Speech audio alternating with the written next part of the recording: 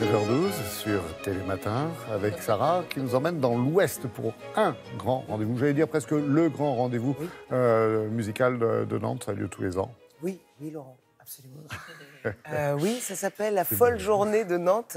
C'est jusqu'à dimanche. Alors dans Folie, il y a la poésie, il y a la démesure, il y a la passion. Donc la folle journée de Nantes consacre sa 25e édition au voyage. Donc le thème carnet de voyage rend hommage aux compositeurs, les plus grands compositeurs classiques, mais ceux qui ont voyagé et ceux qui ont glané comme ça, qui ont pris un peu de la culture de l'autre, des pays où ils sont passés. Et ça nous montre l'enrichissement que ça représente, cette addition des cultures, à quel point ça nous a servi, ça nous sert encore. Et quand on entend ces rythmes-là, on se dit que c'est déjà un voyage que d'écouter ces morceaux-là. Donc c'est dans toute la ville, absolument toute la ville, il y a plus de 300 concerts, il y a à peu près 150 000 visiteurs.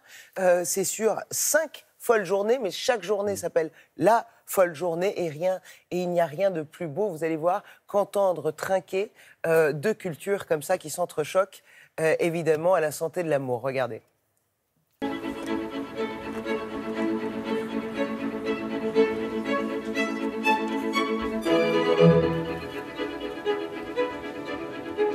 Alors la folle journée, en fait, ça vient tout simplement de l'idée d'ouvrir la musique classique au plus grand nombre et que ce soit le plus fou possible. Et fou parce que on est les seuls à proposer autant de concerts dans une temporalité aussi courte. C'est-à-dire que là, nous, sur 5 jours, on vous propose 292 concerts.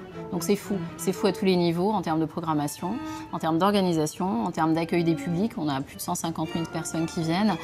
C'est juste une vague vertigineuse. Cette année, nous serons embarqués dans des carnets de voyage. L'idée étant de suivre le parcours de nombreux compositeurs qui passaient leur temps à voyager pour nourrir leurs inspirations. On retrouvera des Mozart, des Debussy, des Mendelssohn. Et on aura aussi des influences orientales, puisque ce qui est intéressant, c'est que ces compositeurs ne se limitaient pas forcément à l'Europe, mais aussi à d'autres continents, notamment l'Afrique ou l'Orient. Donc ce sera intéressant de les découvrir. Dans le cadre du festival, on est sur une programmation à 75-80% de musique classique, au sens pur du terme. Et effectivement, on a des incursions sur les musiques traditionnelles et les musiques actuelles. Et c'est ça qui est intéressant, puisque ça nous permet en tout cas de toucher des publics complètement néophytes et évidemment des publics mélomanes avertis qui, eux, vont aller chercher les niches dans la programmation.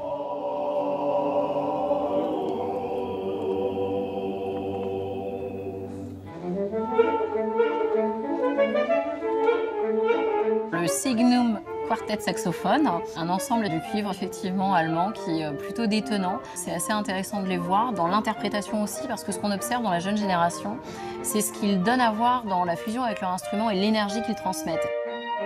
Nous sommes Signum Saxophone Quartet. Il y a différentes nationalités dans le groupe. Moi, je suis italien. Il y a Blaž et Alan, il vient de Slovénie. Et Harapet Tarakelian, il vient d'Arménie. En fait, c'était un voyage musical. On est parti de la musique de Bach, écrite en Allemagne. Après, on allait en Argentine.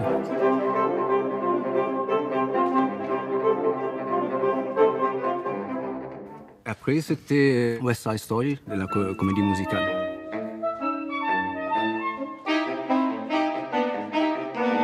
La folle journée attire effectivement depuis très longtemps des gens de toute la France. On a bien évidemment le gros de notre public dans le Grand Ouest, mais c'est vrai qu'on a nos fidèles et qui viennent depuis 25 ans puisque nous sommes sur la 25e édition de la manifestation.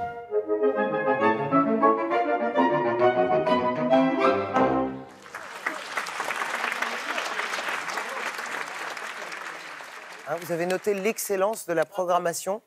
Et vous avez jusqu'au 3 février, donc, pour aller profiter de plus près, donc à Nantes. Et puis, évidemment, Encore 2 jours, quoi. Comme le dirait si justement Désirless, plus loin que la nuit et le jour. Voyage. Mais dans l'espace inouï de l'amour. L'amour. Cet espace inouï, c'est à Nantes jusqu'à dimanche. Bravo. Merci pour ce